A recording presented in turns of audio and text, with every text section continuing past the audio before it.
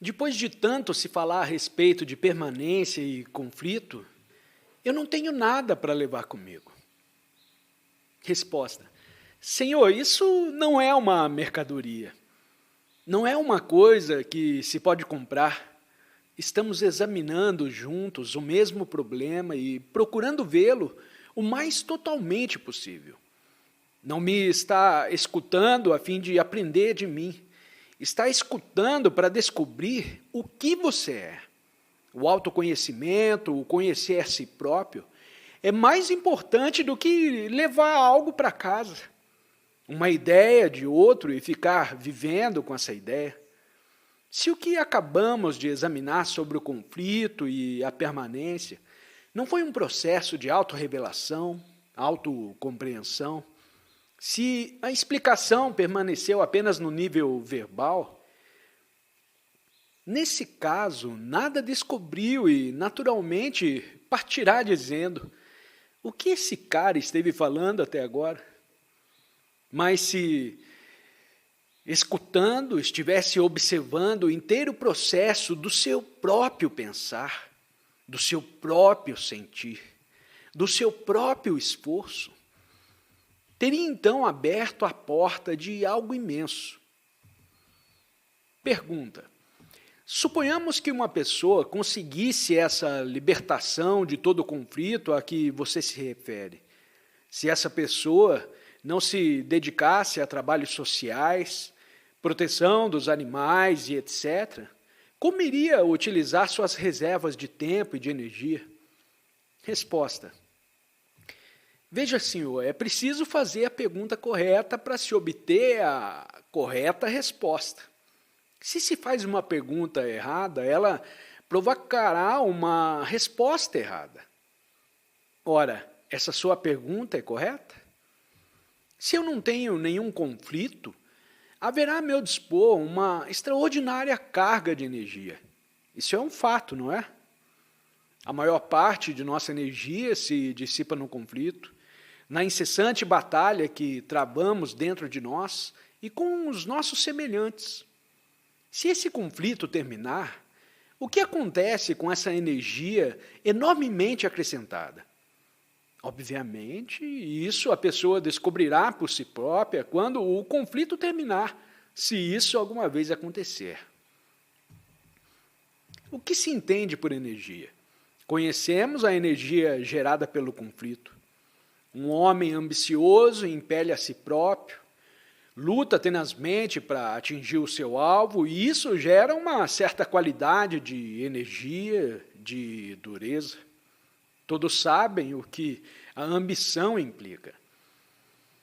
Mas quando a ambição cessa totalmente, o que não representa um estado de apatia ou indiferença, existe uma energia que nada tem em comum com a energia própria do conflito.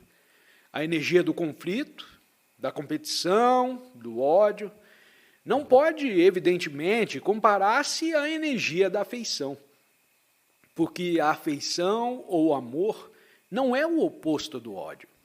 Quando existe a abundante energia oriunda da libertação de todo o conflito, a pessoa poderá continuar a exercer o seu emprego ou a atender a seus negócios, ou poderá despender essa energia de maneira totalmente diferente. Deixe-me te dizer uma coisa. Em geral, somos insensíveis. Ou somos sensíveis ao belo e lutamos para repelir o feio.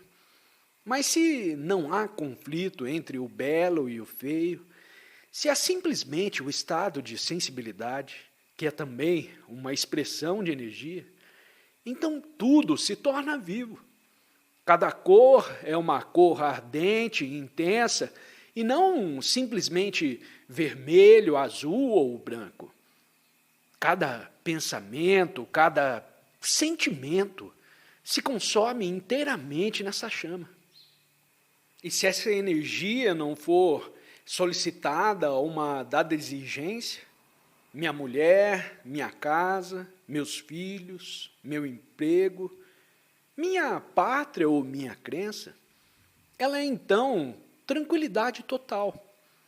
Nessa tranquilidade há um grande movimento, mas não de um ponto ao outro. É um movimento não relacionado com o tempo. E isso, no meu sentir, é criação. É Deus, ou o nome que preferir.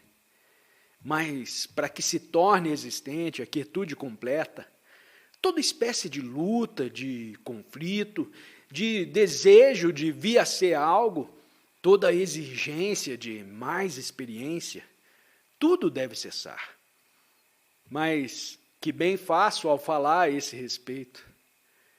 Veja, para mim o que estou dizendo não é especulativo, mas se te falo de uma coisa que não conhece, ela naturalmente se torna para você especulativa e, portanto, irreal. Me parece que, no momento em que entra em cena o eu, apresenta-se um problema. Esse eu põe-se, então, a trabalhar para resolver o problema, e isso é absurdo. Não é o próprio eu o único problema? Resposta: sim, senhor, evidentemente. Enquanto há um centro, há uma periferia, que é o tempo psicológico. E a questão é, em face das caóticas exigências criadas pelo eu, minha pátria, minha religião, minha família, meu seguro, minha hipoteca, meu isso e meu aquilo, exigências em que está enredado todo o ente humano, é possível viver nesse mundo e eliminar o eu, não teoricamente, porém realmente, assim como se extirpa um câncer. É possível viver num dado país, exercer um emprego, ter esposa, marido, filhos, ter uma casa, e ao mesmo tempo não ter centro nenhum. Percorrer alegremente a vida, livre da dor. É possível isso? Pergunta: o hábito não constitui uma parte do problema? A pessoa tende a perpetuar todas essas exigências por hábito. Resposta: evidentemente, o hábito é mecânico e nosso pensar se baseia no hábito. Se somos ingleses, permanecemos pelo resto da vida. Se somos católicos, pensamos habitualmente em termos referente ao Salvador, à missa, à confissão. Se somos hinduístas, nos escravizamos ao hinduísmo até o fim da vida. Ir para um emprego todos os dias, ver habitualmente as mesmas caras, repetir os mesmos prazeres, fumar, beber, satisfazer o sexo. Eis a terrível tirania do hábito. O hábito é essencialmente um feixe de memórias, ou seja, o eu. E é possível, vivendo-se nesse mundo, abandonar completamente esse feixe? Mais uma vez peço que não diga que é ou não é possível. Você tem que investigar, tem de se cientificar dele e tem de penetrá-lo. Não movido pelo desespero, nem pela esperança de acabar com ele, mas simplesmente com o fim de descobrir. E eu digo que isso pode e deve ser feito, pois do contrário, nossa vida continua mesquinha. Você pode ser capaz de escrever poesias, pode ser um homem famoso, exercer um importante cargo, possuir uma bela vivenda, uma esposa encantadora, filhos talentosos e etc.